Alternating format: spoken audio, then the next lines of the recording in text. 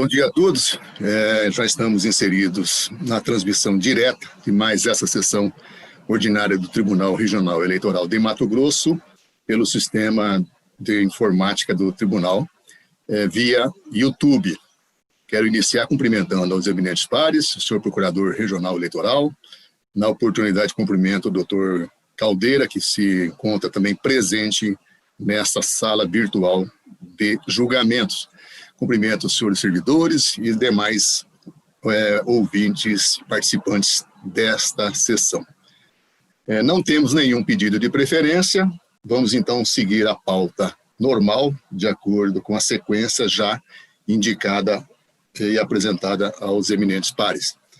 Fica aprovada a ata da sessão anterior diante da ausência de manifestação em contrário. O primeiro da pauta é uma continuação de julgamento, 1.1, PJI 06011775. Trata-se de uma ação de investigação judicial eleitoral por abuso de poder econômico no cargo de deputado federal, eleições gerais de 2018. Requerente nesses autos é a Procuradoria Regional Eleitoral e tendo como litisconsorte Gisela Simona Viana de Souza. Também como litisconsorte o Partido Republicano da Ordem Social PROS, requerido Neri Geller. A relatoria desses autos é do desembargador Sebastião Barbosa Farias. Nós já tivemos um início, onde não se conheceu do agravo interno, melhor dizendo, o voto do relator foi pelo não conhecimento do agravo interno, mas houve divergência e prevaleceu por maioria o conhecimento e acolhendo a preliminar para declarar a nulidade da oitiva das testemunhas juntada de provas produzida pelo Ministério Público. Na sequência, houve uma preliminar de inépcia da inicial que foi rejeitada e também nós estamos agora no julgamento da questão meritória, não sem antes também fazer referência que houve, por maioria, acolhida a preliminar de necessidade de desconsórcio, que aliás foi afastada. Esse aqui foi o voto do doutor Sebastião Monteiro, que foi divergente, mas foi afastada essa preliminar. Estamos então para sintetizar julgando a questão meritória.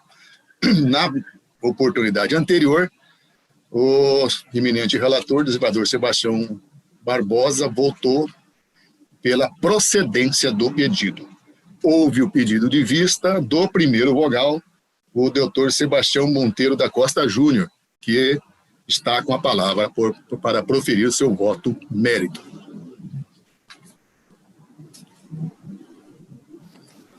Obrigado, senhor presidente. Eminentes pares, bom dia. Doutor Pedro Pochaim, bom dia. Doutor Flávio Caldeira,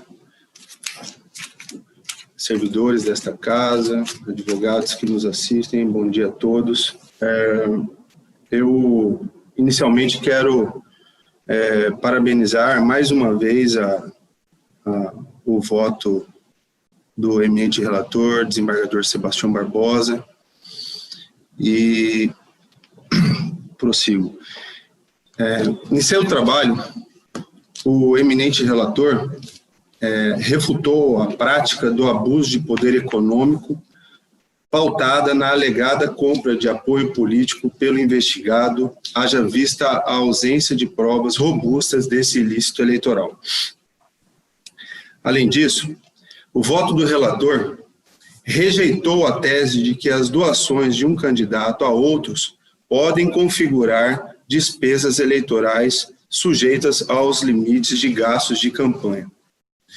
Por concordar com as razões jurídicas expostas pelo eminente relator, registro desde logo que acompanho nesses pontos. Não obstante, o motivo que me levou a pedir vista dos autos diz respeito ao item 3 do voto do eminente relator, que trata da origem dos valores utilizados nas doações realizadas pelo investigado. Nesse capítulo eu vou tratar exclusivamente sobre o Caixa 2 e a fonte vedada, né, que foi um dos motivos que me fizeram pedir vista. Eminentes pares, à vista do voto do relator, tomei o cuidado de analisar minuciosamente a petição inicial e as demais peças de relevância neste processo eletrônico. A douta Procuradoria Regional Eleitoral narra em sua petição inicial e nas emendas à inicial que o investigado praticou a compra de apoio político, extrapolou o limite legal de gasto eleitoral, R$2.500.000, e ainda extrapolou o teto legal de doações de 10% sobre os rendimentos brutos do doador, no ano fiscal de 2017.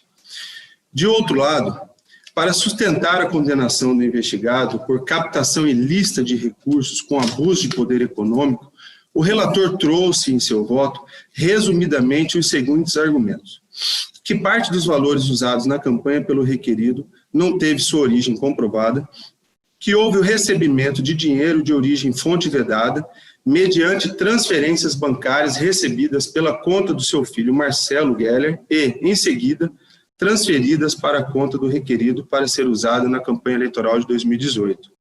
E terceiro, que as informações sobre o contrato com a empresa Seara Alimentos não condizem com a realidade e que há divergência quanto aos valores constantes nas notas fiscais juntadas aos autos que não foram explicados.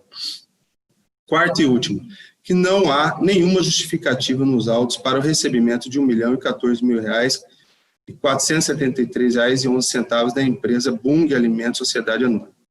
Ao final, o relator conclui sua análise consignando que houve o recebimento de valores de pessoas jurídicas por intermédio da conta bancária do filho e, na sequência, votou pela procedência desta AIGE. Ao confrontar os fatos articulados na petição inicial com a primeira parte do voto do eminente relator, percebe-se que todos os supostos ilícitos eleitorais objetos do ataque ministerial, sobretudo a compra de apoio político e a irregularidade nas doações eleitorais como pessoa física, foram rejeitadas. A condenação imposta no voto do relator se lastreia exclusivamente na suposta ocorrência da triangulação monetária com a participação do filho do investigado no recebimento de recursos de origem não identificada e de fonte vedada, que não foram descritos na inicial.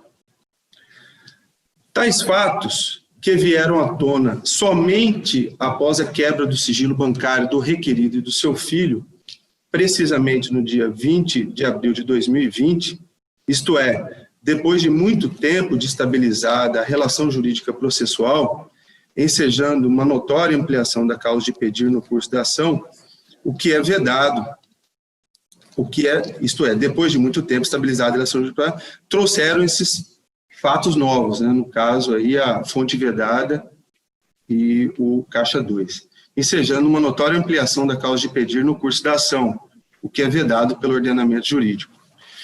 Acerca do tema, a súmula 62 do Tribunal Superior Eleitoral dispõe que os limites do pedido são demarcados pelos fatos imputados na inicial, dos quais a parte se defende, e não pela capitulação legal atribuída pelo autor.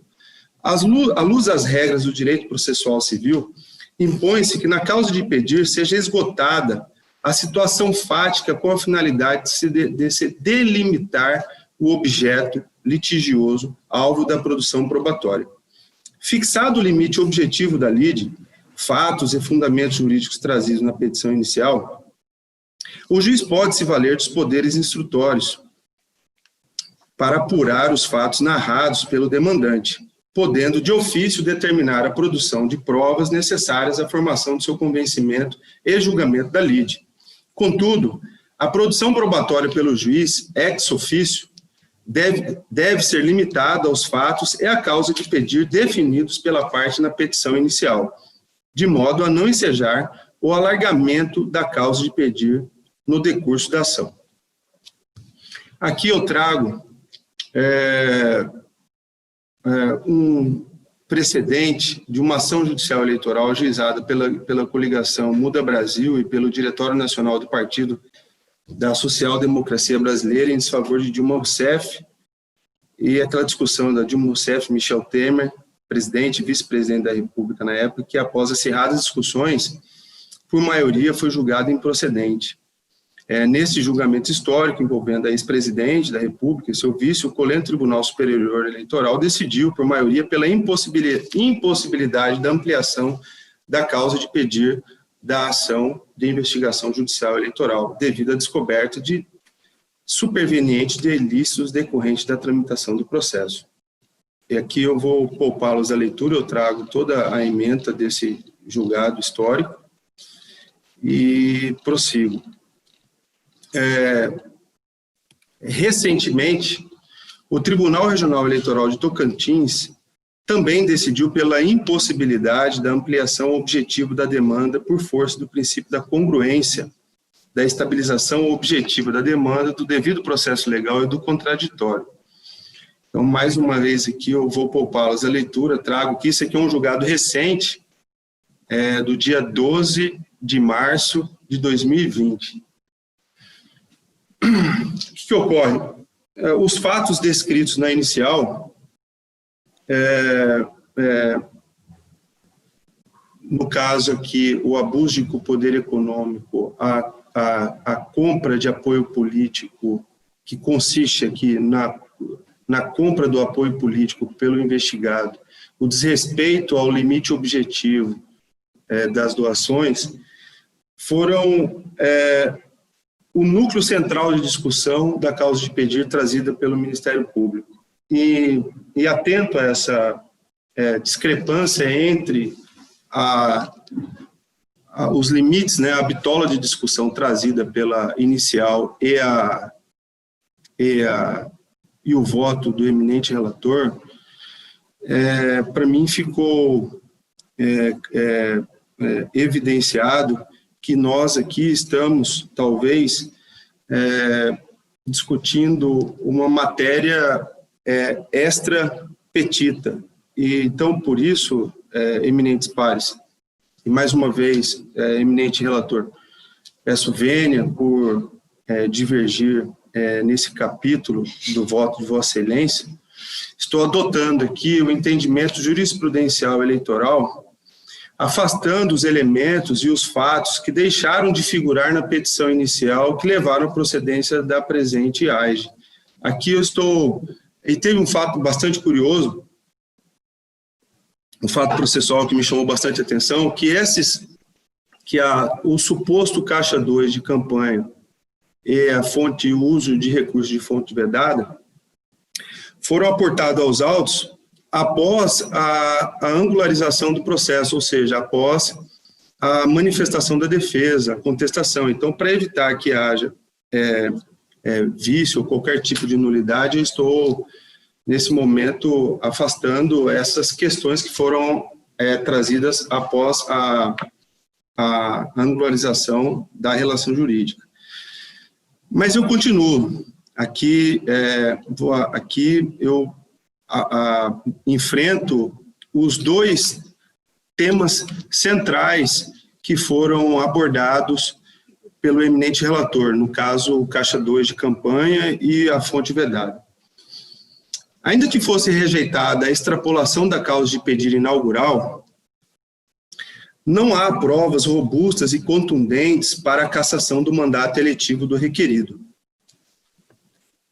Com efeito, o nobre relator, ao julgar procedente a presente AIGE, reconheceu que houve violação às normas de arrecadação e gastos de campanha, por meio do recebimento de doações indiretas por pessoas jurídicas nas doações efetivadas pelo senhor Neri Geller, entendendo que tal conduta, a um só tempo, configura captação ilícita de recursos para fins eleitorais e abuso de poder econômico.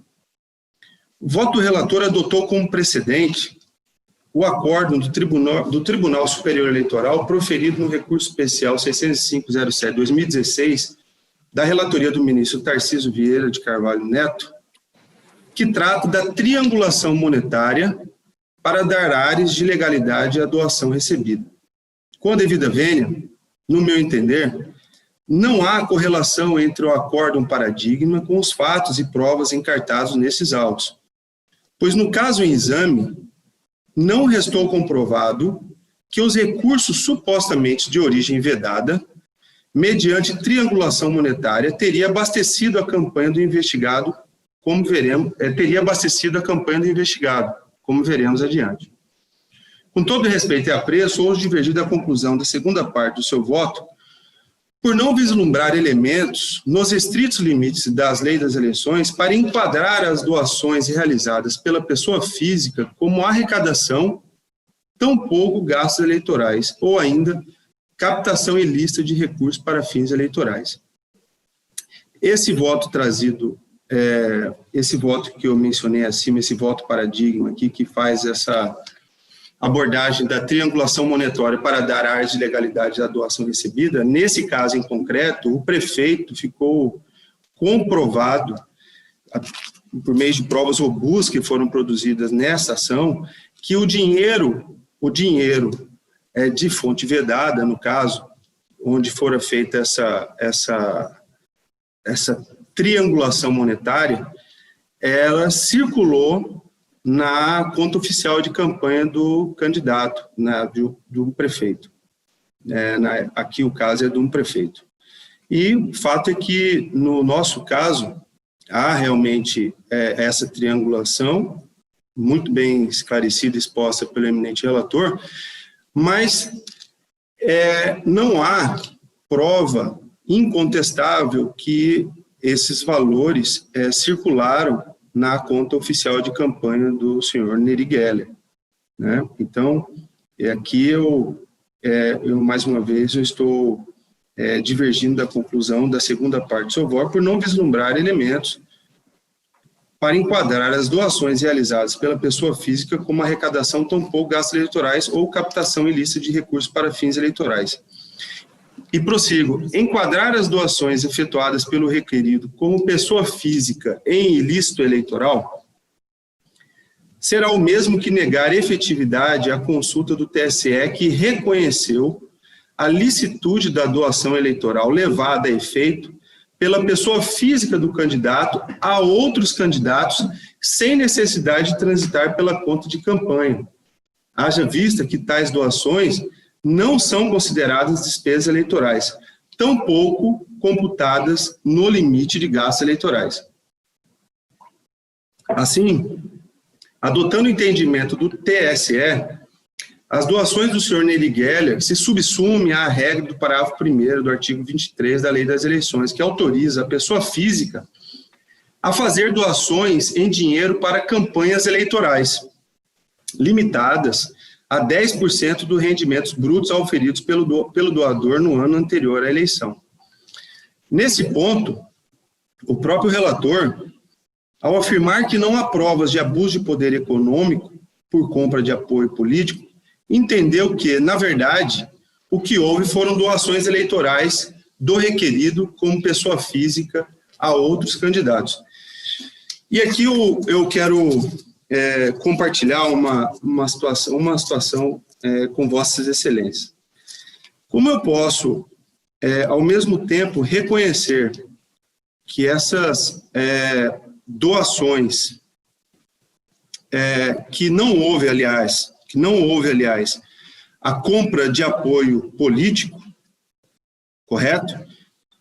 E reconheço que essas doações são legítimas, são legais, respeitaram o limite de 10% do rendimento bruto, e, ao mesmo tempo, condenar o requerido em caixa 2 de campanha. Então, se eu reconheço que as doações são legítimas, obviamente, essas doações não têm finalidade eleitoral.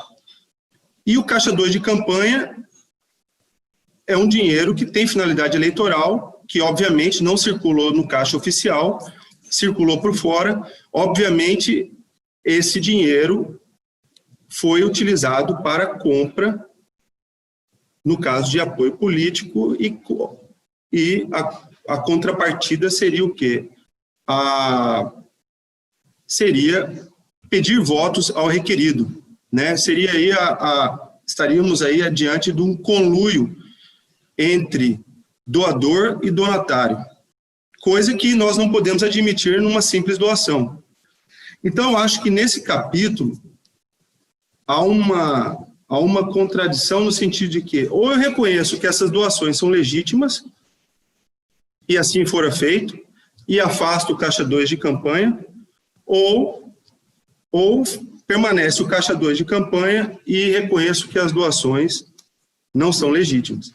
Então, eu, como já estou acompanhando nesse capítulo o voto do eminente relator, aqui eu estou reconhecendo que são lícitas essas operações. Então, reconhecida a licitude das doações do requerido como pessoa física a outros candidatos, mesmo que transitadas fora da conta de campanha, o que, segundo o próprio Tribunal Superior Eleitoral, na consulta acima reconheceu a legalidade, não há que se falar em caixa 2 por tais doações. Além disso, restou comprovada a capacidade financeira do requerido para realizar as doações, como pessoa física, a outros candidatos, no valor total de R$ 942 mil. Haja vista que, no ano anterior à eleição, 2017, obteve rendimentos brutos na importância de R$ 10.913.959,87, segundo a declaração encostada aos autos, no ID tal, declaração de imposto de renda. Aqui eu trago mais jurisprudência do Tribunal Superior Eleitoral que consigna que para a cassação do diploma, nas hipóteses que eu peço vênia por conta da importância dessa jurisprudência para o caso em concreto, que é preciso haver a demonstração da proporcionalidade da conduta praticada em favor do candidato, considerando o contexto da respectiva campanha ou do próprio valor em si. E aqui tem prova, o imposto de renda comprova o lastro patrimonial e os valores que circularam estão dentro as doações estão dentro desse percentual objetivo fixado pela legislação eleitoral. Dada a relevância do tema dos recursos de fontes vedadas, para que não passe em branco, importante esclarecer que, embora as doações e movimentações financeiras das pessoas físicas Neri Geller e Marcelo Geller tenham indícios de irregularidade, não há provas contundentes de que tais doações foram destinadas à campanha eleitoral. E, mais uma vez, a jurisprudência do TSE é firme no sentido de que cabe ao autor a comprovação de que os recursos de fontes vedadas abasteceram a campanha. E o que não foi concluída com sucesso. Portanto, entendo que não há provas robustas e irrefutáveis que tais doações resultaram em benefícios ilícitos à campanha eleitoral, de modo que a conduta se mostra atípica, não se amoldando ao artigo 30A, caput, parágrafo 2º da Lei das Eleições, que exige a comprovação da captação ou gastos ilícitos de recursos para fins eleitorais. Por todo exposto, senhor presidente, eminentes pares, peço vênia ao relator, ante a extrapolação da causa de pedir e a ausência de provas robustas e irrefutáveis da captação ilícita de recursos com abuso de poder econômico, para julgar totalmente improcedente a ação de investigação judicial eleitoral em face do deputado federal eleito Neri Geller. É como voto, senhor presidente? Como vota na sequência, doutor Fábio Henrique. Presidente, eu peço vênia à divergência para acompanhar o relator. Doutor Bruno de Oliveira. Senhor presidente, eminentes pares,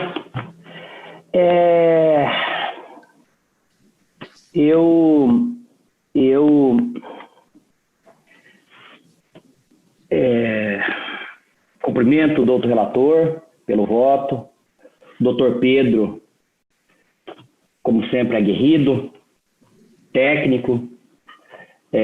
Da mesma forma, cumprimento a doutor Defesa, o doutor Flávio Caldeira Barra, que eu conheço desde que passei pela comarca de Lucas do Rio Verde, já vai aí uma década, né? O tempo passa. Senhor presidente, eminentes pares, nós temos então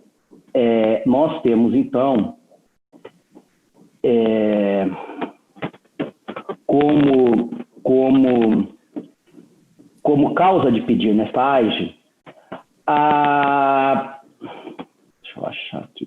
Meu Deus do céu.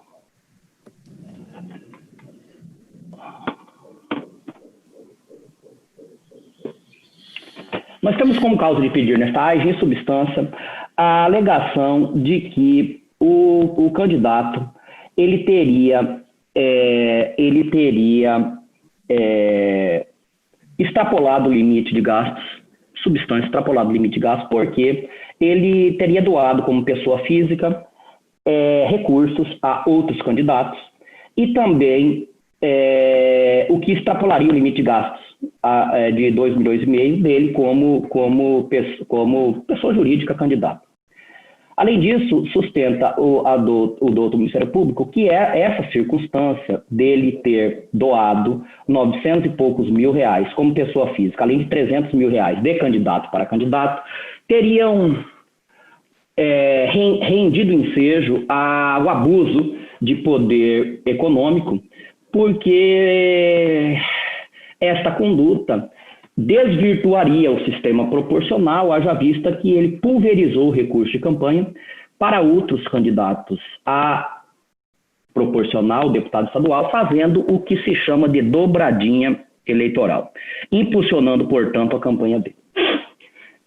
No que diz respeito à extrapolação do limite de gastos, eu, em consonância, inclusive, com o que decidiu essa corte na prestação de contas, eu entendo que não houve extrapolação do limite de gastos, 2,5 milhões, porque o candidato, ele se valeu da decisão, da consulta do egrégio Tribunal Superior Eleitoral, que possibilitou que o candidato, pessoa física, que o candidato, como pessoa física, doasse 10% do seu patrimônio, do seu rendimento bruto do ano anterior, o que o candidato fez. Portanto, certo ou errado, a consulta foi respondida pelo Tribunal Superior Eleitoral e o candidato, dela se valendo, fez essa doação. Não há, portanto, falar em extrapolação de limite de gastos. Em relação ao abuso de poder econômico, eu não vislumbro, com todas as vênias, a existência de gravidade, como exige a norma, apta a render ensejo à cassação do mandato parlamentar. O candidato se valeu das normas que até então, das normas que lhe possibilitavam, então, ele agiu dentro dos limites da lei, tanto é que o doutor representante do Ministério Público sustenta que houve exercício abusivo do direito, artigo 186 do Código Civil. Acentua, assim como pontuou o doutor relator, que não vislumbro nesta quadra. O candidato ele se arriscou porque poderia ter sido qualificado como abuso de poder econômico, se arriscou, eu não tenho dúvida disso, porque o rendimento dele foi alto, né, e ele fez essas doações. Quem faz doações busca simpatia, busca apoio político, ninguém discute isso. No entanto, pelo histórico de doações, inclusive do candidato, que foi assentado pela doutora defesa, por seu histórico político, por ele ter se valido da consulta do TSE para assim agir, eu não vislumbro, no caso concreto, gravidade apta a render ensejo à cassação do mandato por abuso de poder econômico nesta quadra. Registro ainda que os indícios apontados de que o abuso efetivamente influiu nas eleições, o que não era necessário comprovar, como nós sabemos, a potencialidade do fato para influir nas eleições, foram trazidos pelo Ministério Público com os argumentos fáticos de que em locais que ele pouco gastou como candidato, ele teve um apoio político elevado por conta do financiamento do candidato a deputado estadual que teve base ali naquela localidade. Registro que os indícios, para serem tidos como prova irrefutável, eles não podem para que sejam admitidos, melhor dizendo, como prova, eles não podem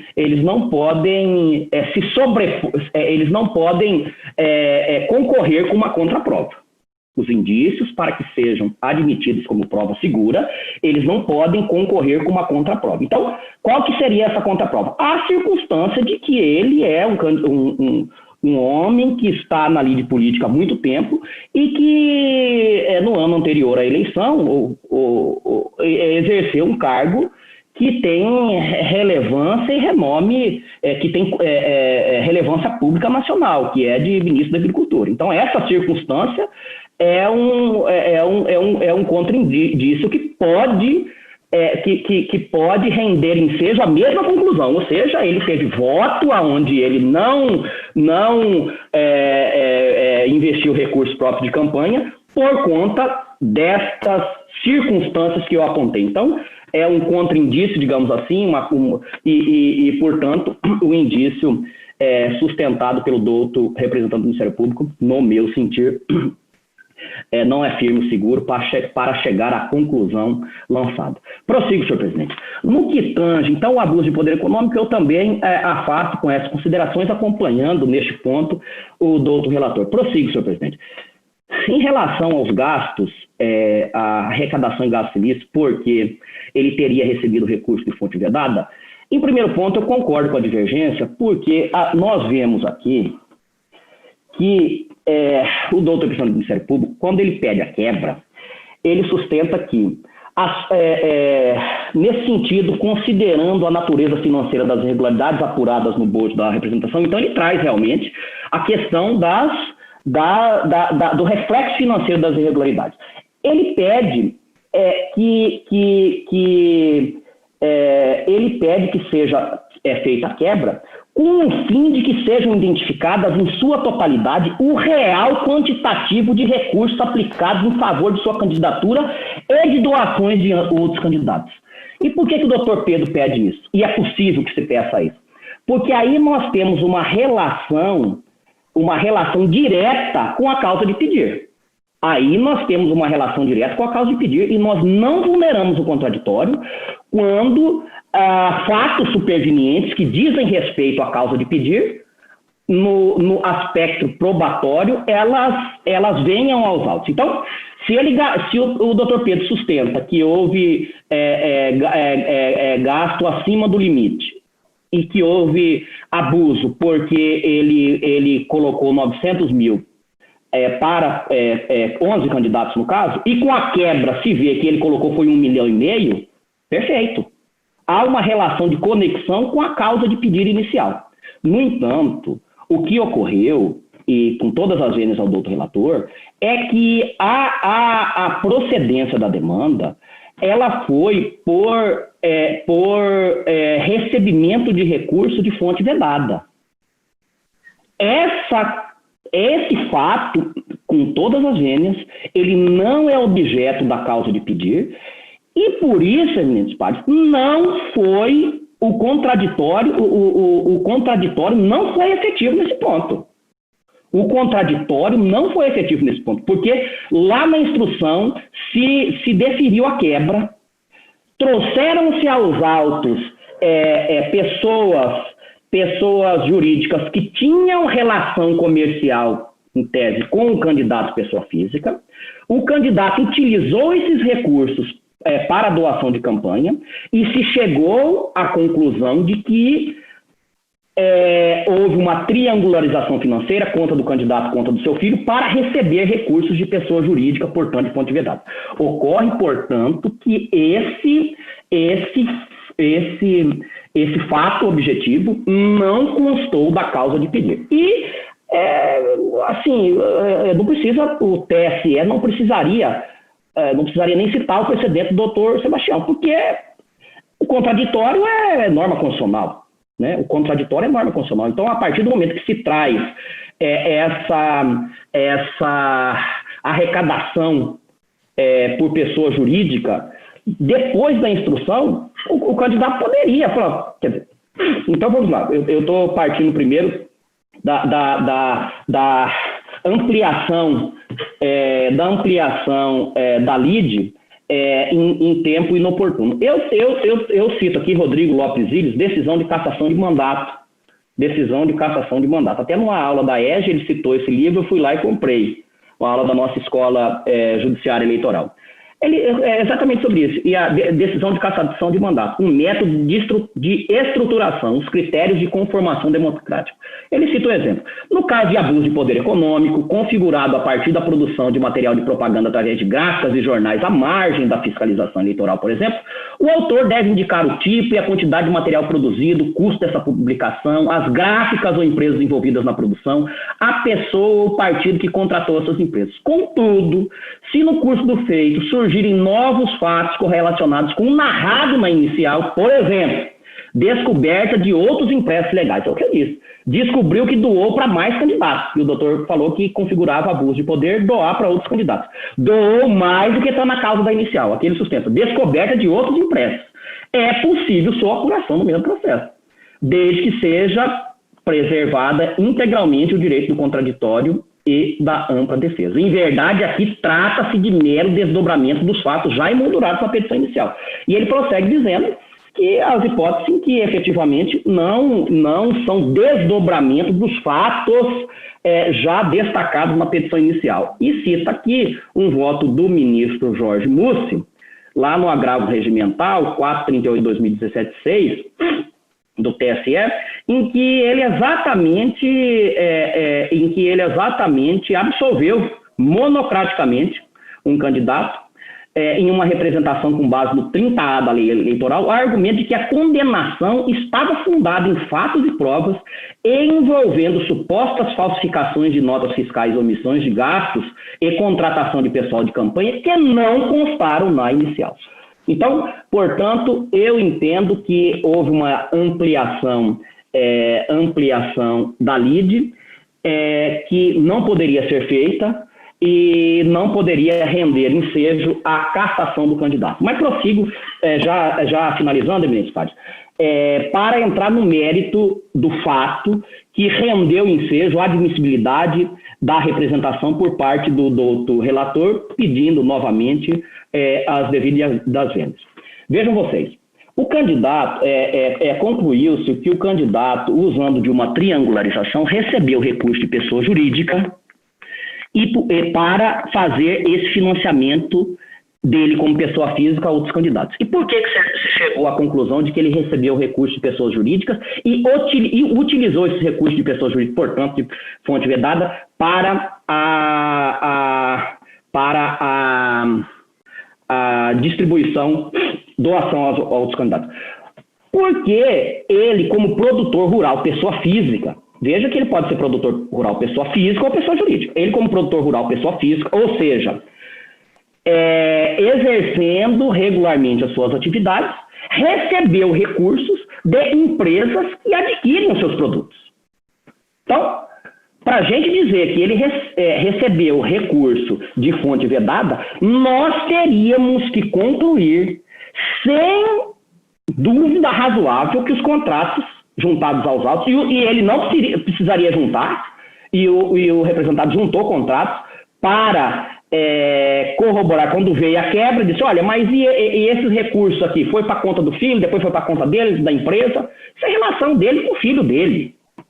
Se há irregularidade no âmbito da Receita Federal, se ele tirou o dinheiro da conta porque ele tinha alguma dívida e queria esconder, enfim, isso é relação privada.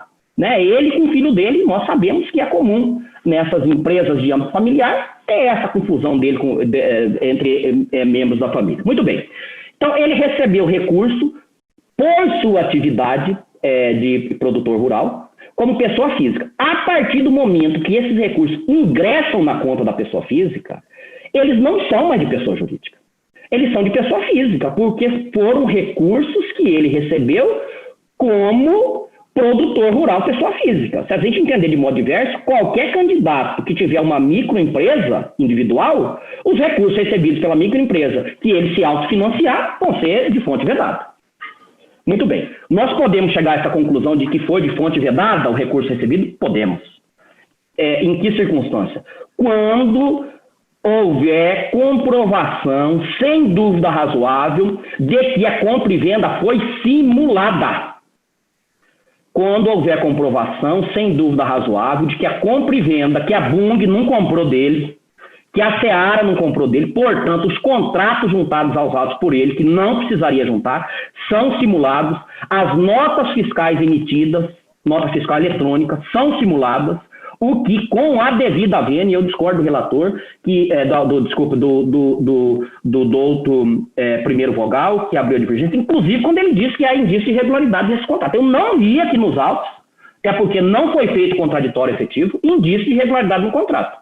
Há indício que foi simulada a compra e venda, que o recurso há indício? Tá, então vamos ouvir testemunha. Ele tinha o direito de ouvir testemunha, vamos chamar o preposto da empresa, o caminhoneiro que arrancou o milho lá da fazenda, que arrancou a soja, ele teve a oportunidade de fazer isso? Não teve. Ele fez o que ele podia fazer, juntar contrato de compra e venda e juntar notas fiscais eletrônicas. Portanto, eu não vi indício de irregularidade nessas compras e vendas. Registro que o candidato, no seu registro de candidatura, ele anotou que tinha créditos a receber da Bung e da Seara. Ele anotou no registro de candidatura que ele tinha créditos a receber dessas duas empresas, 2 milhões e pouco. E vou além, ele juntou esses dois contratos, mas na quebra demonstrou-se que a movimentação financeira dele por outras compras e vendas de sua atividade foram muito maiores do que dessas duas empresas. Foram muito maiores do que dessas duas empresas. Por fim, a gente vê que as entradas são todas quebradas, né? X, alguma coisa, o que demonstra que o que é mais um indício de que se trata de venda de produtos.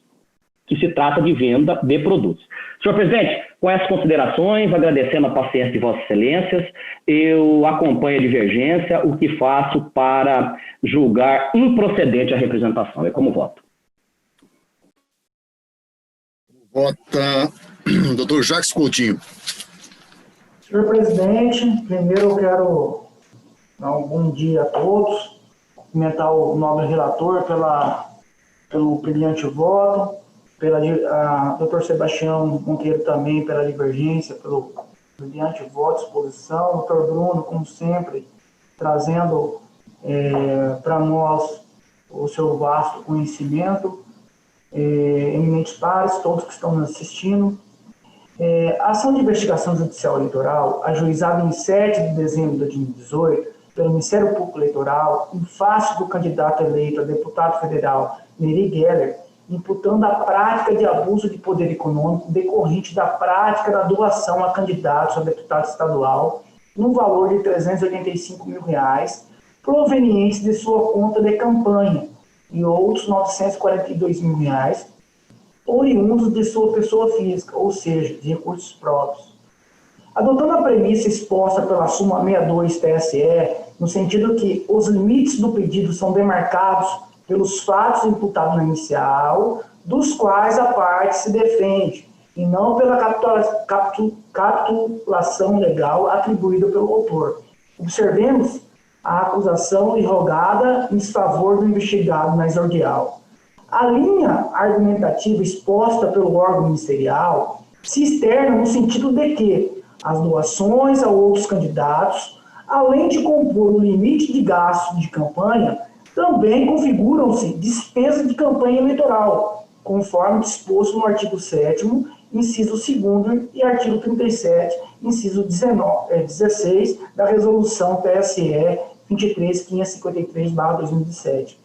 O que significa que deveriam necessariamente transitar nas contas de campanha, bem como que, sob esse prisma, dado que o valor total de R$942 mil fora doado diretamente pela pessoa física do candidato, também deveria ser computado para efeito de dimensionamento dos gastos permitidos, concluindo-se que a campanha do investigado excedeu o limite de gastos em aproximadamente R$854 mil e R$854.651,25, e que foram realizadas doações no total de R$1.327 mil em favor de 11 candidatos, todos eles concorrentes ao cargo de deputado estadual, dos quais 4 foram eleitos, uma estratégia de financiamento com respeitável resultado de êxito nas urnas próximo a 40%.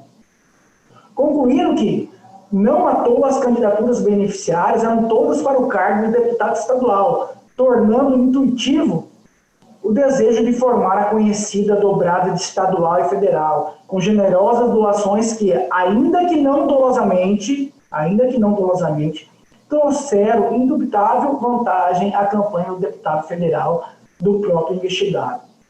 É fato que houve emendas na inicial pelo Ministério Público em 8/12/2018, porém, estas limitadas à correção de erros materiais, ID 772872, página 11, e também para especificar que se, abre aspas, imputava abuso de poder econômico por excesso de gastos eleitorais, e também por extrapolação do teto legal de doações. Essa já em 12/12/2018. Enquanto que a emenda apresentada pela candidata Gisela Simona Viana de Souza se limitou a indicar seu interesse no feito, no ID 952822, em 18/12/2018. Há também o pedido de inclusão do PROS na condição de litisconsórcio ativo, facultativo em 16/12/2018, o qual afirma que o candidato teria abusado do poder econômico, bem como auferido o artigo 30A da 1504, quanto da realização de inúmeras doações eleitorais extrapoladoras do limite máximo de campanha, razão pela qual requereu o reconhecimento da prática do abuso do poder econômico.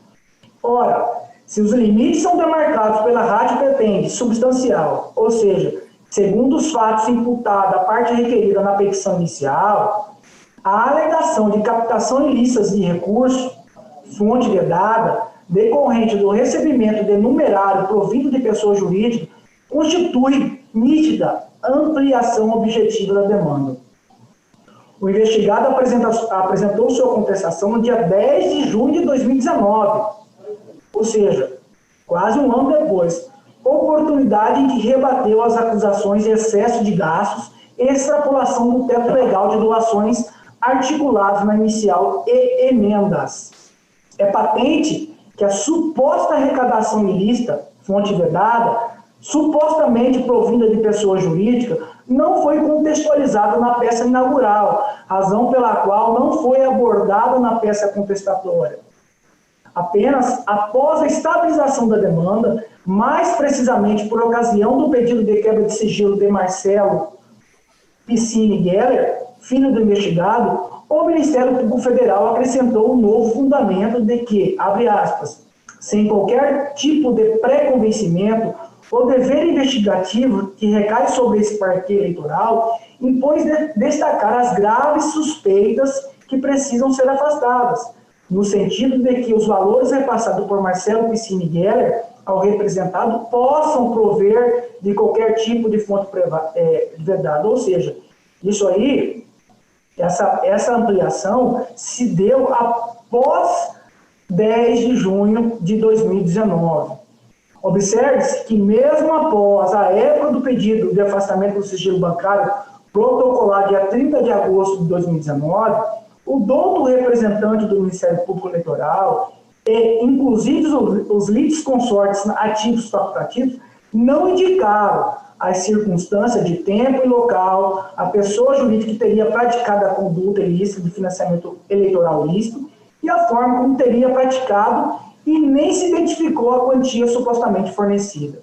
Esse fato emergiu da instrução probatória após a quebra do sigilo bancário, mas não se procedeu ao aditamento da representação a tempo e modo. A rigor, o princípio jurídico processual da congruência, a distinção ou correlação estabelece que o pronunciamento judicial fica adstrito ao pedido e à causa de pedir posto na inicial da ação pela iniciativa do autor, não competindo ao julgador modificar, suprir ou complementar o pedido. Isso aí eu cito um voto do relator ministro Jorge Mussi. Ao investigado, por seu turno, que já havia apresentado a contestação acerca do único fundamento exposto na exordial, ou seja, doação a candidatos a deputado estadual, não se facultou ao sagrado direito de defesa, estando prejudicado o exercício do contraditório, matéria essa de caráter constitucional. Não se pode toler a faculdade do investigado apresentar defesa à alegação de captação ilícita de recursos provindo de fonte vedada, ou seja, de pessoa jurídica, bem como se houve efetiva vertente dos recursos depositados pela pessoa jurídica exclusivamente na campanha do candidato. Inadmissível estabelecer controvérsia sobre o recebimento de recursos de origem supostamente vedada em triangularização monetária sem, em contrapartida, permitir a dilação probatória acerca do efetivo abastecimento da campanha do investigado. Via de consequência, não se pode permitir a inclusão de novos fatos na ação de investigação judicial eleitoral sem um aditamento inicial no momento oportuno, ou seja, antes da diplomação do candidato, ou seja, melhor, até a diplomação do candidato. Nem tampouco cercear o devido processo legal, conforme se extrai de diversos precedentes do Colégio do Tribunal Superior Eleitoral, que eu vou pedir só para ler a parte negritada aqui. O pedido formulado pelo autor, na inicial da ação, delimita o seu objeto, não se admitindo a sua ampliação posterior para incluir elementos ou fatos que deixaram de figurar na petição inicial. Isso aqui é o... Eu vou pedir Vênia para não ler, depois está aqui no meu voto, vou disponibilizá-lo. É o agravo regimental em recurso especial eleitoral 159.389 de São Luís do Quitunde, da Alagoas.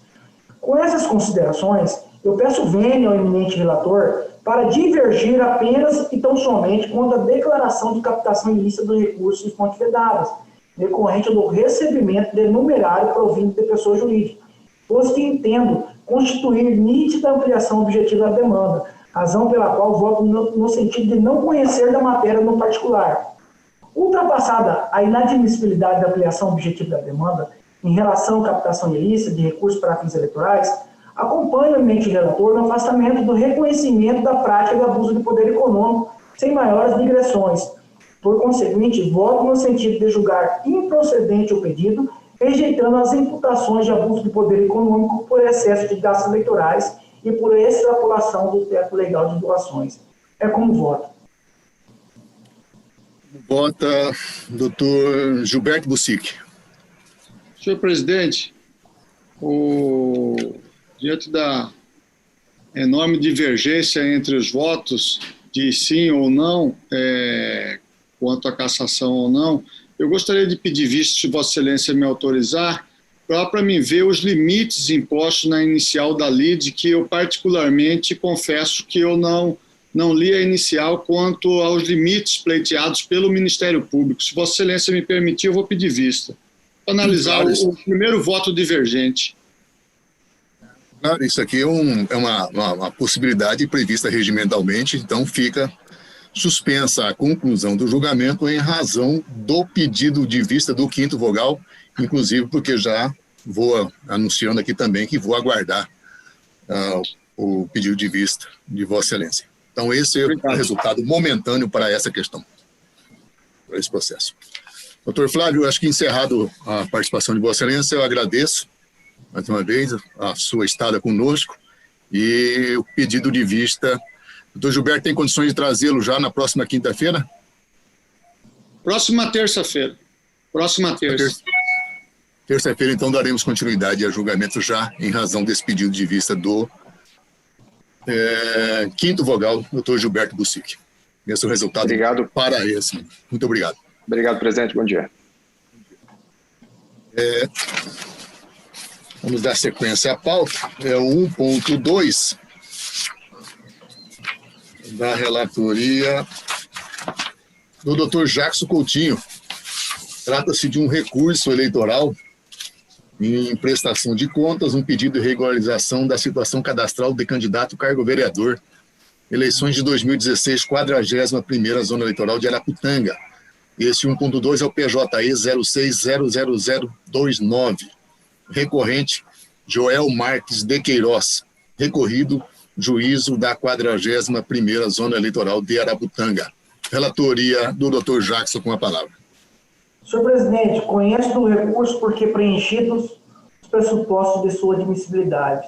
Joel Marques de Queiroz, candidato a vereador municipal de 2016 em Araputanga, pelo Partido Movimento Democrático Brasileiro, deixou de prestar tempestivamente as contas de campanha, razão pela qual se deu julgamento de não prestados os autos do processo físico 71375/2016. Observe-se ter operado trânsito em julgado da sentença proferida. Ocorre que, após a formação da coisa julgada, Joel Marques ingressou com o presente processo, recebido como requerimento de regularização da situação cadastral, sucedendo-se a publicação de edital para impugnação, cujo prazo transcorreu em autos e apontamento de irregularidades para a unidade técnica, as quais foram posteriormente sanadas. Ato seguinte, a analista técnica e também o representante do Ministério Público Eleitoral opinaram pela procedência do pedido de regularização. O ilustre juiz da 41ª Zona Eleitoral, por seu turno, julgou aprovadas as contas com ressalvas prestadas por Joel Marques, conforme se extrai do julgado. Eu vou pedir vênia para não ler. Os autos foram remetidos a esta corte para apreciação do recurso interposto por Joel Marques de Queiroz, que pretende obter a quitação eleitoral antes do término da legislatura. Entendo que, ao julgar aprovadas as contas com ressalvas, ao julgar aprovadas com ressalvas as contas prestadas por Joel Marques, houve violação à coisa julgada decorrente da sentença, que julgou as contas não prestadas nos autos do processo físico 71375. E, de igual forma, extrapolação aos limites do requerimento de regularização da situação cadastral. A respeito do tema, eu trago aqui, eu cito o artigo 73 da Resolução 23463, vou pedir vênia para não lê-los. O artigo 37, parágrafo 6º da Lei dos Partidos Políticos, com redação dada pela Lei 12.034/2019, prevê que o exame da prestação de contas dos órgãos partidários tem caráter jurisdicional. A Lei 12.034 de 2009 também alterou a 9.504/97 para nela incluir as seguintes disposições. O artigo 30 eu vou pedir para não ler. Perdi vênia. Desta forma, a partir da entrada em vigor da Lei 12.034 de 2009, o TSE passou a entender que os processos de prestação de contas possuem natureza jurisdicional. Na hipótese dos autos, entendo que, uma vez julgada não prestada as contas do candidato, o presente pedido, recebido como requerimento de regularização de contas, não poderia ensejar novo julgamento das contas, sob pena de ofensa ao instituto da coisa julgada. Houve, no meu entender, erro em procedendo quanto da renovação do julgamento das contas do candidato no presente processo, aprovando com ressalvas, o que já tinha sido com trânsito em julgado como não prestadas. Ao magistrado de piso incumbiria apenas e tão somente apreciar a regularidade ou não dos documentos apresentados pelo candidato, restringindo-se aos fins de edificação e de regularização no cadastro eleitoral ao término da legislatura. Repito de outro modo, em caso, o erro em procedendo ocorreu quando as contas de campanha do prestador foram novamente julgadas, uma vez que o juiz eleitoral deveria tão somente apreciar os documentos apresentados para fins de quitação eleitoral, que só ocorrerá após o transcurso do mandato pelo qual concorreu. Aí eu cito alguns precedentes.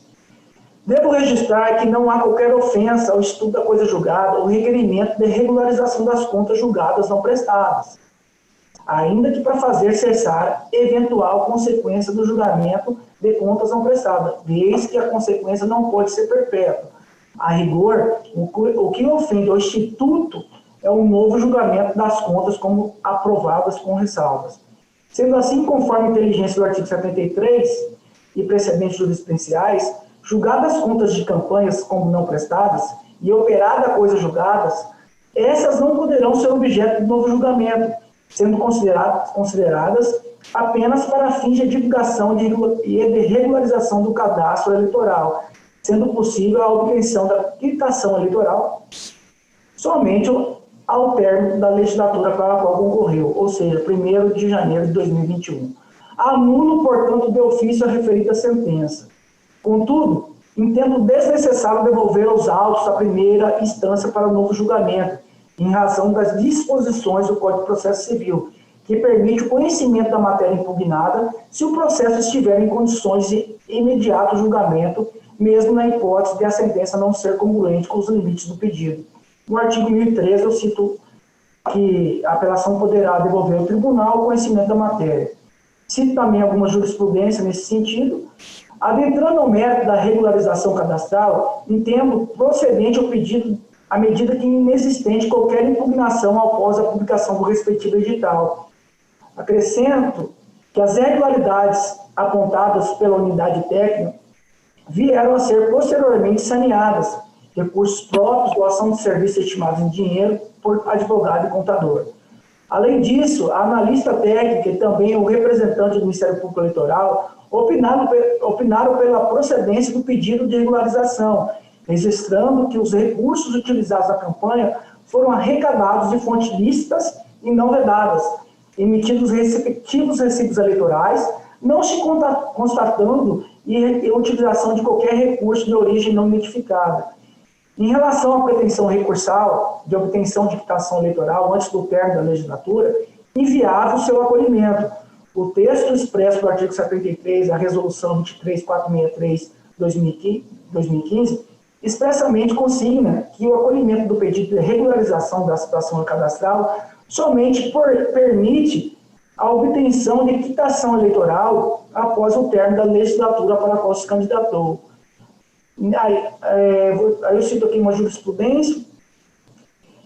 Ante exposto, voto pela anulação da decisão recorrida, bem como julgo procedente o pedido de regularização de cadastro e, por derradeiro, nego provimento ao recurso de Joel Marques de Queiroz, o qual deve aguardar o término da legislatura para a qual se candidatou para a obtenção de quitação eleitoral. É como voto. Eu observei que Vossa Excelência já ingressou no relatório e já foi para análise da questão recursal e não fora oportunizada a manifestação do Ministério Público Eleitoral. Com essas escusas, embora tardiamente, eu quero aqui fazer a oitiva do Ministério Público, registrando aqui também porque, por um deslize, quando eu já dei por mim, já percebi que Vossa Excelência já estava ingressando na mérito, eu preferi então que deixasse para não interromper, mas me penitenciando, ouço então o Ministério Público Eleitoral. Ratifico, senhor presidente. Está ratificado. Então, doutor Gilberto Bussic, como vota? Acompanho, senhor presidente, relator. Doutor Sebastião Barbosa. Como relator. Doutor Sebastião Monteiro.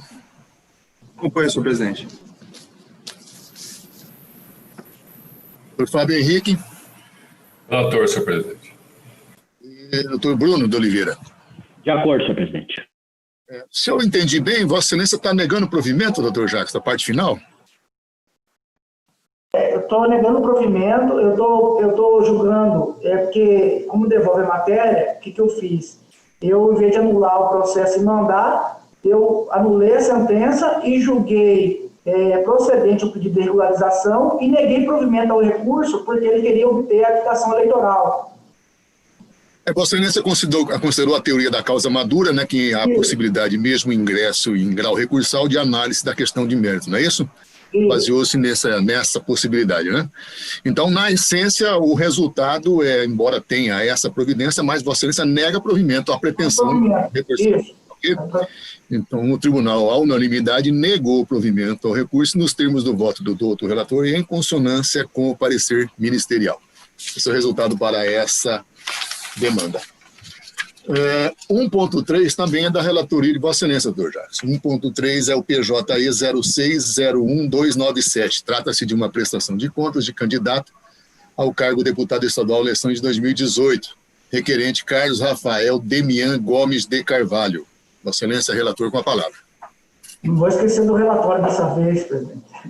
Trata-se de prestação de contas de Carlos Rafael Demian Gomes de Carvalho, candidato ao cargo de deputado estadual nas eleições de 2018.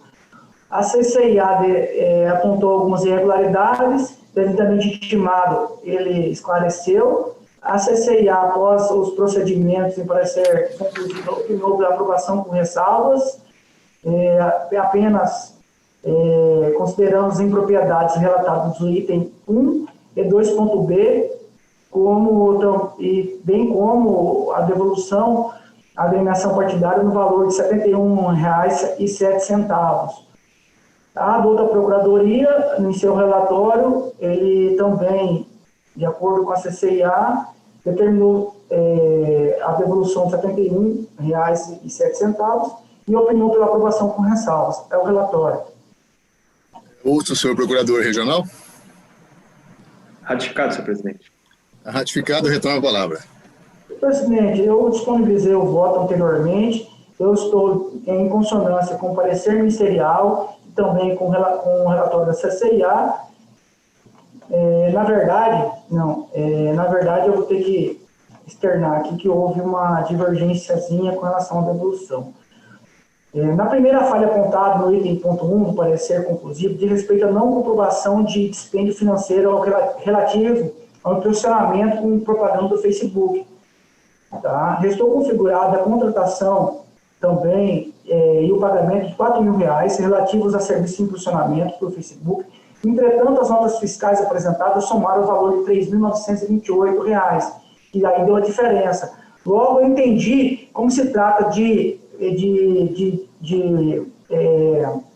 valores, não são valores de públicos, eu entendi que não seja devolução, mas no frigir dos ovos eu estou aprovando com ressalva sem determinar a devolução desse valor de R$ 71, porque é um valor particular. Então está aprovando com ressalvas, é isso? Isso, mas eu estou excluindo só a devolução. Questão da devolução. Algum voto em sentido contrário? Então, o resultado do tribunal aprovou com ressalvas as contas do candidato nos termos do voto do doutor relator e... Desembargador, é um recurso. Tá. Tá, desculpa. Então o senhor está julgando procedente, dá dando provimento ou não, mesmo? Parcial provimento, né? Estou provando com ressalva as contas apresentadas. Prestação de contas, deputado estadual. Aqui eu estava na anterior. Ok. Está aprovando com ressalvas. É isso? Então está em consonância com o parecer também. É isso? Estou em consonância com o parecer. Tá certo. É que eu tinha pego o parecer anterior por eu não havia virado a página aqui do acompanhamento. Então, o resultado do tribunal aprovou com ressalvas as contas do candidato nos termos do voto do relator e em consonância com o parecer ministerial. É isso? Isso. Doutor Gilberto Bussic, Vossa Excelência relator do PJE 1.400000528. Trata-se de um recurso eleitoral em prestação de contas de candidato ao cargo de vereador em Cuiabá, 51ª Zona Eleitoral, eleições de 2016. Recorrente, Mário Formiguieri Cavalcante, recorrido Ministério Público Eleitoral. Vossa Excelência relator, com a palavra. Obrigado, senhor presidente. Trata-se de recurso eleitoral interposto por Mário Formiguieri Cavalcante, candidato ao cargo de vereador no município de Cuiabá, em desfavor de sentença proferida pelo juiz da 51ª Zona Eleitoral, que julgou desaprovadas as prestações de contas de campanha referentes às eleições de 2016. Em sede recursal, o recorrente argumenta ter apresentado em tempo hábil os argumentos complementares, informações e explicações que esclarecem e justificam as doações estimáveis, conforme informações prestadas pelo doador, Diretório Estadual do PSOL. Alega, assim, que, esclarecidas as falhas que não comprometem a regularidade das contas de campanha e os erros formais ou materiais irrelevantes no conjunto da prestação de contas, que não compromete o seu resultado, com fundamento no artigo 30 da Lei 8.504. Merece reforma a decisão recorrida, devendo ser dado provimento ao recurso. Devidamente intimado, o parquet de primeiro grau apresentou contrarrazões, pugnando pela manutenção da decisão. A douta Procuradoria Regional Eleitoral ponderou pela confirmação da sentença ACO e, posteriormente, reiterou pelo desprovimento do recurso. É o relatório, senhor presidente. Eminentes pares. Só um minutinho. O senhor procurador eleitoral? Ratifique, senhor presidente. Ratificado. Agora sim, retorna a palavra. Senhor presidente, o voto foi disponibilizado. Eu vou, se Vossa Excelência me permitir, os demais pares, vou fazer um resumo.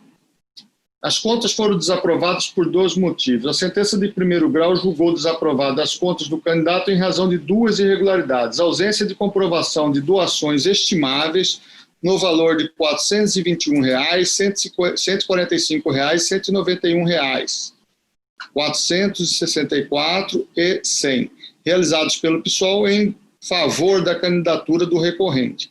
Despesas realizadas com aquisição de combustível no valor de R$ 183.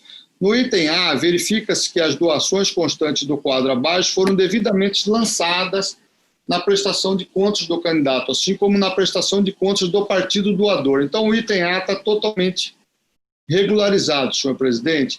No item B, a questão é gasto com combustível sem ter o candidato apresentado na prestação de contas, aquisição ou locação com veículo. Ocorre que, na prestação de contas do partido, o partido vem e afirma que emprestou veículos a todos os candidatos e cada um deveria pagar o seu gasto com combustível. Então, no encontro de contas, senhor presidente,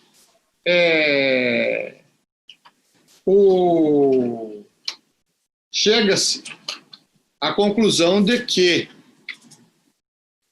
o partido cedeu o veículo e os candidatos, o mesmo veículo para vários candidatos, cada um tinha que abastecer o veículo, o mesmo veículo. Portanto, eu estou dando provimento ao recurso para aprovação com ressalva das contas do recorrente, senhor presidente. Doutor Gilberto, só um pequeno detalhe. Eu estou vendo aqui eu não sei se está constando no relatório de Vossa Excelência, mas na papeleta que me foi colocado aqui, sim, na parte final, Vossa Excelência está dizendo aqui, em cumprimento aos termos da portaria, tal, feito migrou, né? Depois foram intimadas as partes para ratificar o cadastramento, e aí a douta Procuradoria Regional Eleitoral reiterou o parecer. Senhor presidente. Desprovimento. Tá. Isso, então, já consertei aqui, tá? Está consertado, né? Em essência, Vossa Excelência está dando provimento? Agora aprovar com ressalvas. Aprovar com ressalvas. Tá. Como vota o desembargador Sebastião Barbosa Farias? Relator. Doutor Sebastião Monteiro. Relator, presidente. Doutor Fábio Henrique. Acompanho o relator, senhor presidente. Bruno de Oliveira. Aprovando com ressalvas, então, né, professor presidente? Isso. Acompanho o relator, senhor presidente. E doutor Jacques Coutinho. Como relator. Então, o resultado, o tribunal aprovou com ressalvas as contas do candidato nos termos do voto. Aliás, aqui no caso deu provimento, né? Porque aqui nós estamos com um recurso, né? Isso. 528. O tribunal, à unanimidade, deu provimento ao recurso para aprovar com ressalvas as contas do candidato nos termos do voto do doutor relator e em consonância, ou melhor dizendo, em dissonância com o parecer ministerial. Esse é o resultado. Ainda da relatoria do doutor Gilberto Bussic, agora sim, o 1.5 PJE 0600181, pedido de regularização de prestação de contas de partido político, órgão, direção estadual, exercício 2009. Requerente, Partido Social Liberal, comissão provisória. Relatoria, doutor Gilberto Bussic, com a palavra. Senhor presidente e demais pares, trata-se de pedido de regularização de contas não prestadas formulado pelo Partido Social Liberal PSL por meio da Comissão Provisória Eleitoral de Mato Grosso, referente ao exercício financeiro de 2009. Anoto inicialmente que as contas anuais de 2009 da referida agremiação foram julgadas não prestadas por decisão colegiada desta Corte Regional. Encaminhados os autos à Coordenadoria de Controle Interno e Auditoria, a unidade técnica informou que o órgão partidário instruiu o pedido com os dados e documentos exigidos pela legislação. Contudo, não há informação sobre eventual recebimento de recursos dos partidos. O partido requerente encartou declaração de lavra do órgão diretivo nacional em que este atesta que não houve qualquer repasse de verbas ao fundo partidário para o PSL nos anos de 2005, 2006 e 2009. Em parecer complementar, diante dos esclarecimentos prestados pela agremiação, a unidade técnica ponderou pela regularização das contas. No mesmo sentido, pelo deferimento do pedido, opinou a douta Procuradoria Regional Eleitoral, senhor presidente. Senhor procurador. Ratificado, senhor presidente. Ratificado. Se puder sintetizar, fique à vontade, doutor Gilberto. Bom, senhor presidente, em virtude do parecer técnico pela regularização das contas e também da douta Procuradoria Regional Eleitoral opinando pela regularização, eu estou julgando procedente o pedido, senhor presidente. Algum voto em sentido contrário, senhores? Terendo pedido. O resultado, o tribunal, à unanimidade, deferiu o pedido de regularização de contas formulados pelo Partido Social Liberal, PSL de Mato Grosso, nos termos do voto do doutor relator e em consonância com o parecer ministerial. 1.6 também é da relatoria do doutor Gilberto Bussic, PJE 000077. Um recurso eleitoral em prestação de contas de partido político Várzea Grande, 49ª Zona Eleitoral, referente às eleições de 2018, recorrente, Partido Republicano da Ordem Social, Várzea Grande, através do seu diretório municipal. A relatoria, como dito, doutor Gilberto Bussic, com a palavra. Senhor presidente, cuida-se de recurso eleitoral interposto pelo Partido Republicano da Ordem Social, PROS, de Várzea Grande, e José Norberto de Sá Teixeira, presidente da comissão provisória do partido, em face de decisão proferida pelo juiz da 49ª Zona Eleitoral, que julgou como não prestadas as contas do partido. Em razões recursais, os recorrentes alegam que houve cerceamento de defesa por ausência de contraditório, ampla defesa devido ao processo legal. Isso porque o advogado constituído nos autos não for intimado dos atos processuais e não lhe for oportunizada manifestação após o parecer ministerial. Destaca que, além de não observância do contraditório e da ampla defesa, a sentença foi prolatada contrariando a jurisprudência. Em contrarrazões, o Ministério Público pugna pelo desprovimento do recurso e a douta Procuradoria de Justiça, douta Procuradoria Regional Eleitoral destaca que o processo atendeu todo o exposto no artigo 51, parágrafo 6º da Resolução 23.553 e que, mesmo não havendo movimentação financeira por parte do partido, subsiste a obrigatoriedade da prestação de contas. Intimada a parte para ratificar cadastramento, não houve manifestação e a douta Procuradoria reiterou o parecer pelo desprovimento do recurso. Senhor procurador. Ratifico, senhor presidente. Ratificado, retorna a palavra. Senhor presidente, a irresignação do recorrente recai essencialmente sobre a ausência de intimação do procurador constituído nos autos e a ausência de oportunidade para que o partido se manifeste sobre o parecer ministerial. A sentença não merece reparo. Isso aqui eu transcrevo parte importante da sentença que poupo-os de ler. No caso em tela, diante das informações de omissão de prestação de contas, o juiz da 49ª Zona Eleitoral determinou a citação do partido para que, querendo, se manifestasse em 3 dias. Em razão da ausência de vigência da comissão no município e no estado de Mato Grosso, foram expedidas citações ao Diretório Municipal, presidente, vice-presidente, tesoureiro e secretário-geral à época. e ao Diretório Nacional do Partido, presidente e tesoureiro. Sobrevém aos autos petição apresentada por José Norberto de Sá, presidente da Comissão Provisória do PROS em Várzea Grande, à época, informando que o partido não recebeu qualquer repasse financeiro durante as eleições de 2018. Apesar da diligência requerida, verifica-se conforme o extrato que o Diretório Estadual não estava vigente, razão pela qual a intimação ao presidente do Diretório Estadual não traria efeitos práticos, acertada assim a intimação dos responsáveis pelo Diretório Municipal à época e do Diretório Nacional válido do partido. Em seguida, os autos foram remetidos ao Ministério Público Eleitoral, que apresenta parecer pugnando pelo julgamento das contas como não prestadas. Além do bem lançado parecer ministerial, destaco que o caso em tela não houve apresentação de contas, mas mera declaração do presidente à época de que não houve a realização de gastos e recebimento de receitas. Acrescento ainda a obrigatoriedade da apresentação de contas por meio do Sistema de Prestação de Conta, SPCE, nos termos do artigo 57 da resolução do TSE. Trago aqui a colação vários julgados deste egrégio tribunal e assim não merece reparo a decisão que julgou as contas como não prestadas. Com relação à não oportunidade ao partido para manifestação sobre o parecer ministerial ao teor do disposto já transcrito no artigo 56, após vista ao Ministério Público Eleitoral, permanecendo a omissão, as contas serão julgadas como não prestadas. Não há, portanto, previsão para intimação da parte para que se manifeste acerca do parecer ofertado pelo Ministério Público Eleitoral. No tocante à alegação de não intimação do advogado constituído nos autos, verifica-se que a sentença, ao ser publicada no Diário Eletrônico da Justiça, fez expressa menção ao nome do advogado escrito na OAB e patrono, não havendo, portanto, que se falar em não intimação pessoal.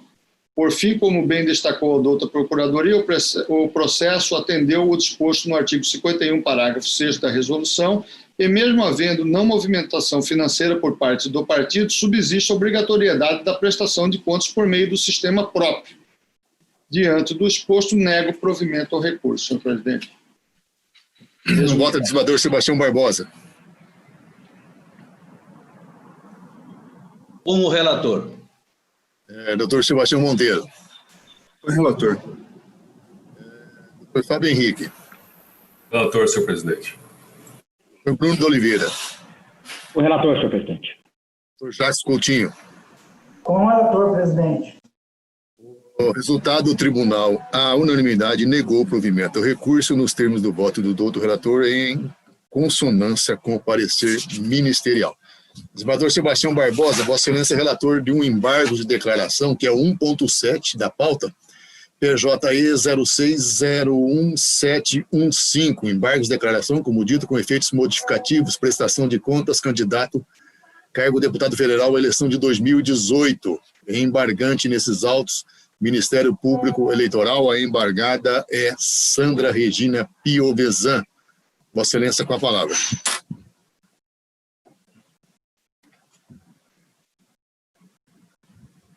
Vossa Excelência, desembargador, sem o som.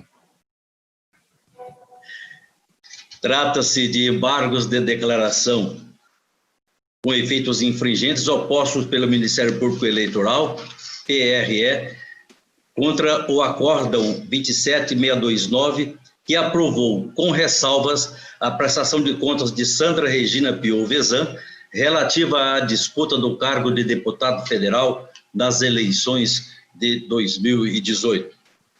A dos embargantes, em síntese, que esse regional entendeu pela aplicação dos princípios da proporcionalidade e da razoabilidade para aprovar com ressalvas as contas em razão de as inconsistências representarem percentual ínfimo de 4,69% em relação ao total de recursos arrecadados da campanha.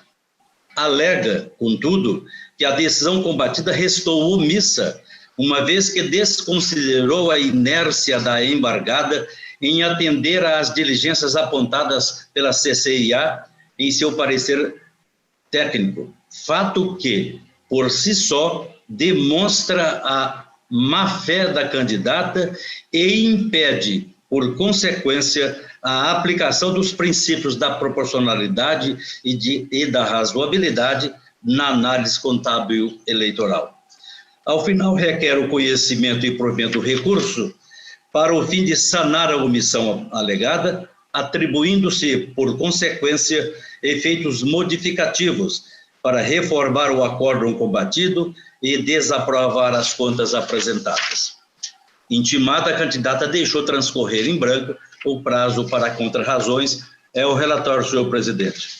Nesse caso, não é emissão de parecer, Vossa Excelência continua com a palavra. Eminentes pares, é importante registrar que esses embargos de declaração foram postos dentro do prazo estabelecido na legislação vigente, sendo, pois, tempestivos. Aí eu trato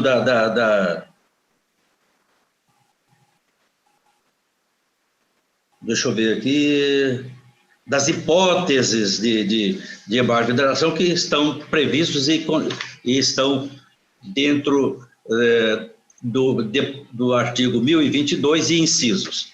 Consoante relatado, a dota Procuradoria Regional Eleitoral sustenta que a decisão embargada é omissa porque não levou em consideração suposta má-fé da embargada, consistente no atendimento das diligências solicitadas pela CCIA em sua análise preliminar. Em que pese o argumento apresentado, é de se reconhecer que não assiste razão à recorrente. De fato, a ausência de má-fé do prestador é condição sine qua non para a aplicação dos princípios da proporcionalidade e da razoabilidade no julgamento das prestações de contas eleitorais, na esteira do entendimento pacificado no Tribunal Superior Eleitoral e acolhido por essa Corte. Eu trago esse julgado. E continuo. Todavia, para a análise do caso, é preciso compreender o alcance do significado de má-fé da parte a que alude a jurisprudência Alhures Acostado. Com efeito, a má-fé combatida na prestação de contas é o comportamento ilícito global do prestador que impede a análise pela Justiça Eleitoral das informações contábeis das campanhas eleitorais.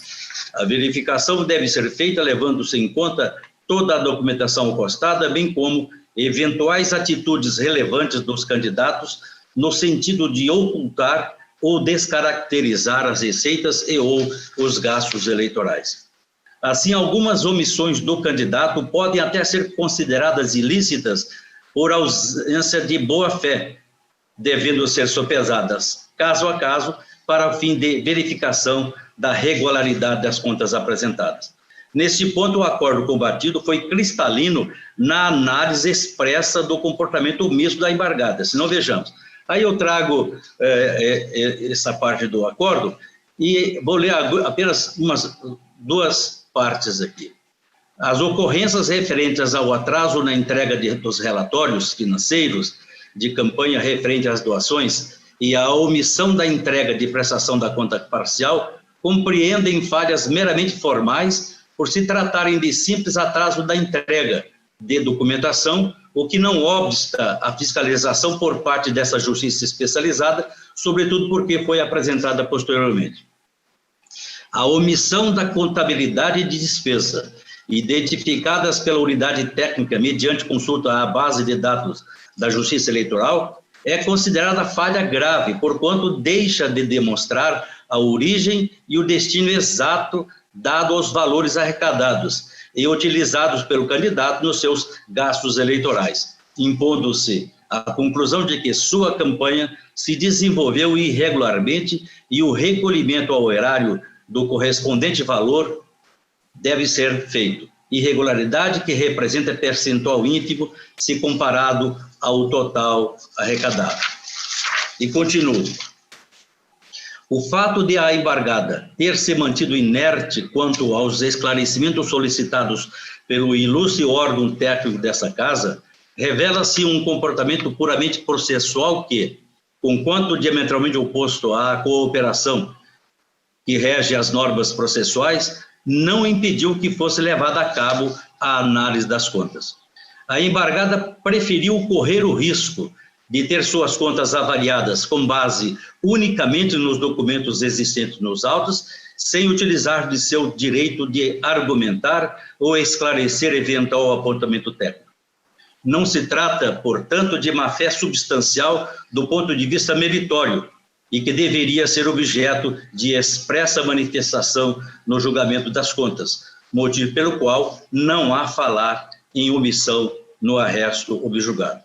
Por fim, deve-se deixar claro que não se está aqui a incentivar ou a promover essa postura processual inerte, mas, repita-se, apenas a verificar que, no caso concreto, ela não ensejou impedimento ao julgamento das contas e não configurou ponto de manifestação obrigatória por esse órgão julgador. Posto isso, conheço os embargos para rejeitá-los, mantendo-os em toto o acordo combatido. É como voto, eminentes pares. Voto, doutor Sebastião Monteiro. Acompanho o relator, senhor presidente. Doutor Fábio Henrique. O relator, senhor presidente. Doutor Bruno de Oliveira. O relator, senhor presidente. Carlos Coutinho. Com o relator, presidente. Roberto Sique.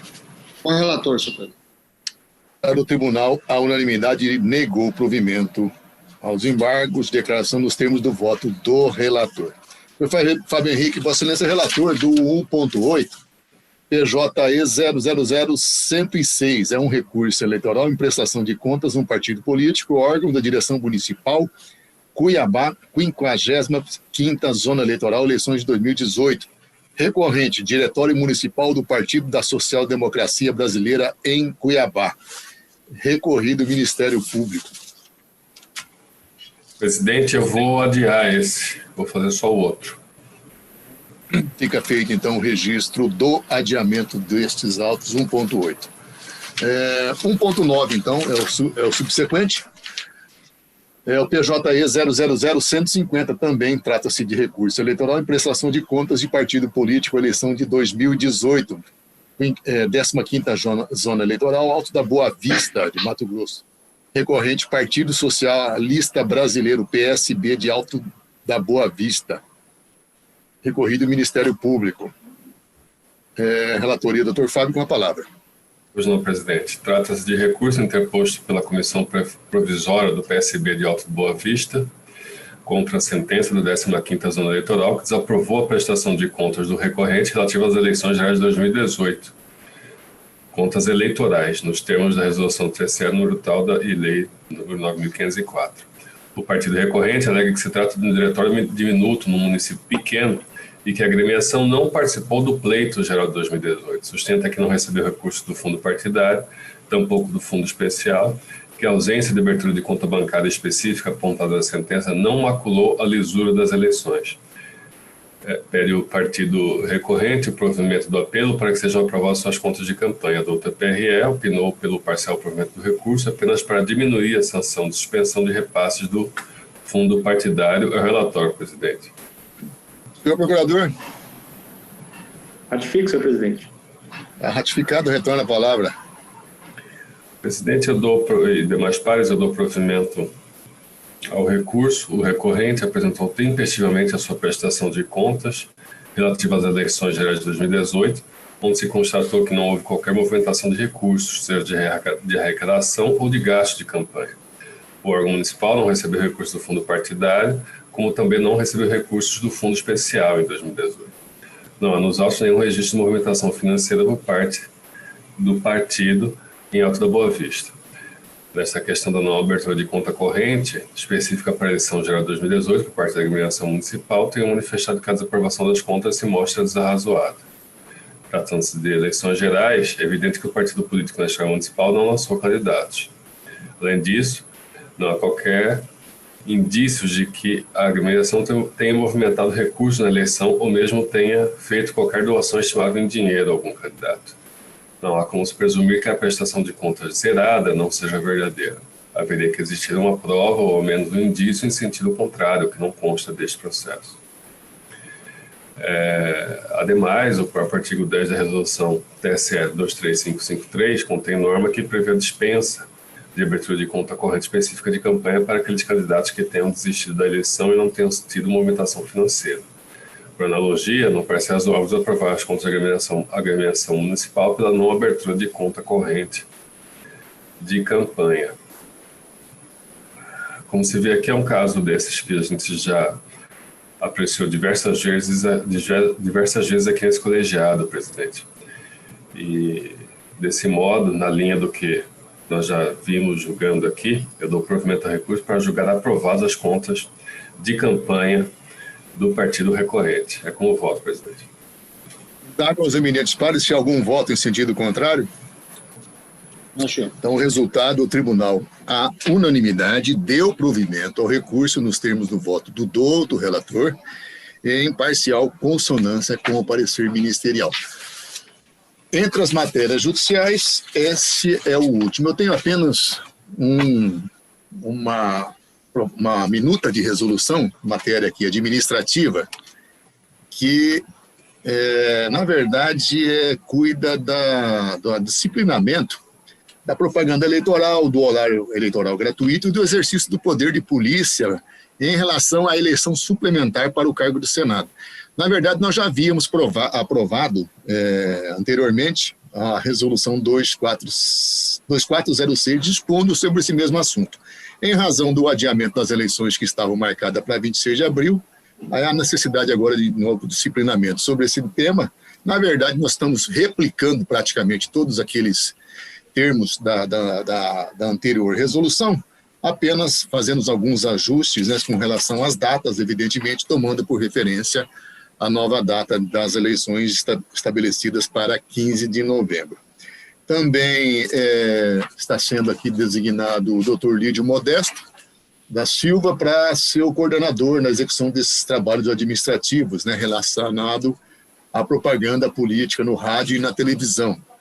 Em linhas gerais, nós estamos aqui, como dito, já seguindo as normatizações anteriores, apenas fazendo essas adequações, e essa minuta de resolução vem nesse sentido, inclusive designando quais seriam os juízes, né, responsáveis pelo poder de polícia. Aqui em Cuiabá ficaria com a primeira zona eleitoral, onde há duas ou mais zonas eleitorais, evidentemente, que naquelas que onde há apenas uma, o juiz, evidentemente, é o competente.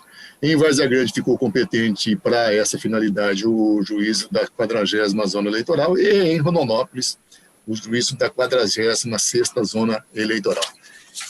Em linhas gerais, são esses os termos desta minuta de resolução que dispõe sobre propaganda eleitoral, utilização e geração do horário eleitoral gratuito, condutas ilícitas e exercício de poder de polícia nessa eleição suplementar. Os eminentes pares, o senhor procurador, alguma dúvida com relação a esse tema? Podemos dar por aprovada? Então, o resultado, o tribunal, a unanimidade, aprovou o normativo que disciplina a propaganda eleitoral, horário eleitoral gratuito e exercício do poder de polícia na eleição suplementar para o cargo de senador e respectivo suplente no estado de Mato Grosso, nos termos do voto deste relator. Antes de finalizar essa sessão, eu gostaria aqui de fazer uma exposição brevíssima e aí também exortando, aí, pedindo a colaboração dos colegas, no sentido da gente já ter que começar a organizar. Nós vamos ter que utilizar pela via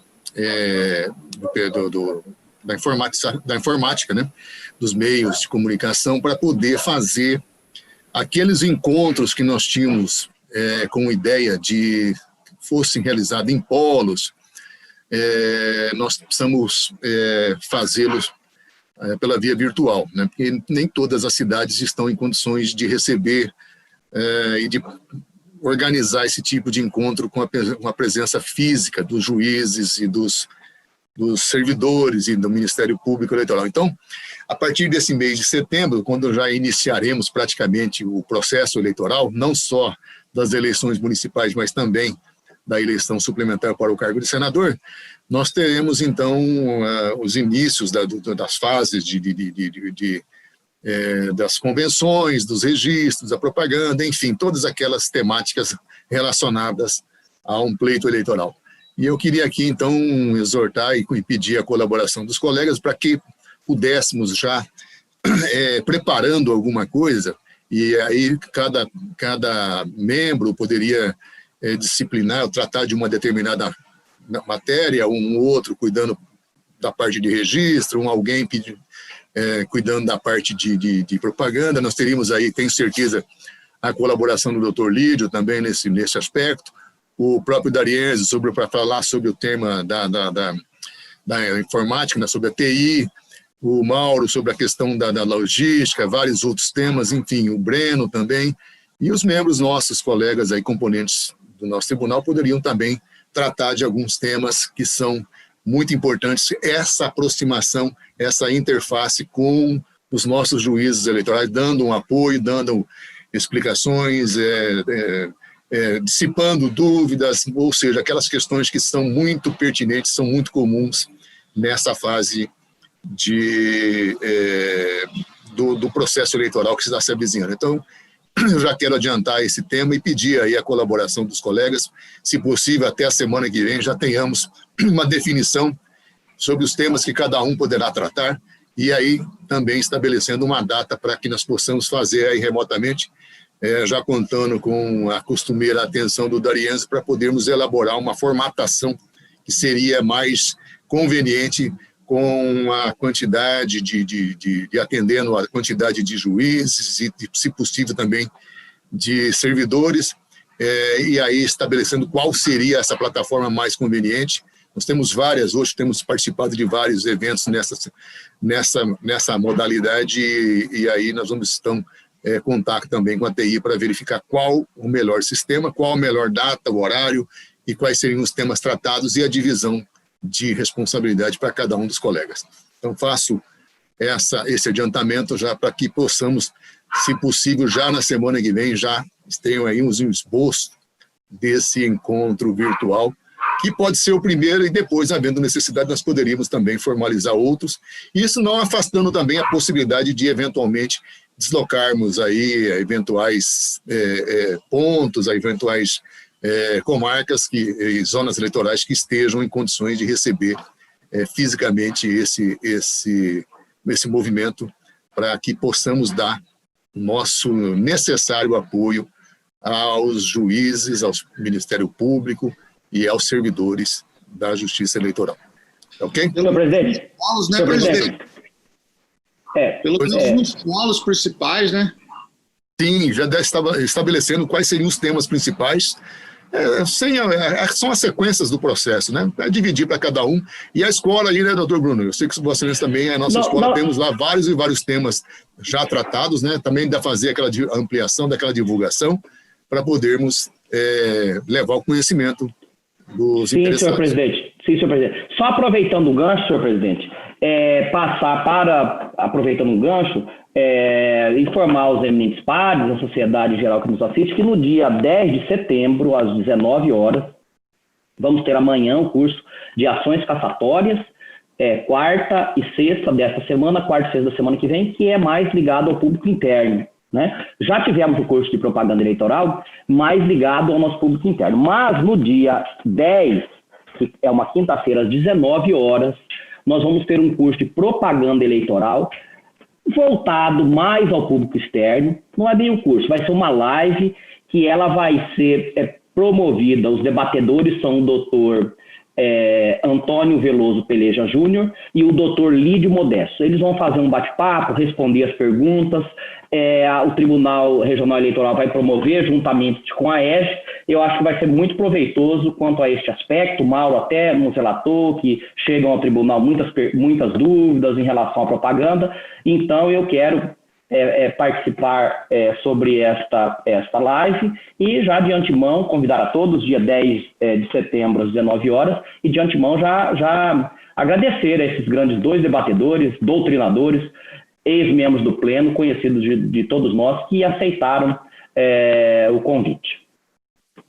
Sim, nós inclusive já vamos fazer a ampla divulgação, né? Vou pedir aí para que a Andréa, da nossa Secretaria de Comunicação, faça, né, a divulgação desse evento, que vai ser, sim, de grande interesse, esse direcionado para o público externo, né, doutor Bruno? Não só muito obrigado, senhor presidente. Muito obrigado. Interno, né, mas abrindo para população, para os candidatos, para os advogados, para esse debate que é extremamente necessário neste momento. Então, nada mais havendo, eu declaro encerrada a sessão, agradecendo a presença de todos e espero que estejamos todos juntos, se Deus quiser, na próxima quinta-feira para mais uma sessão. Muito obrigado, está encerrado os trabalhos.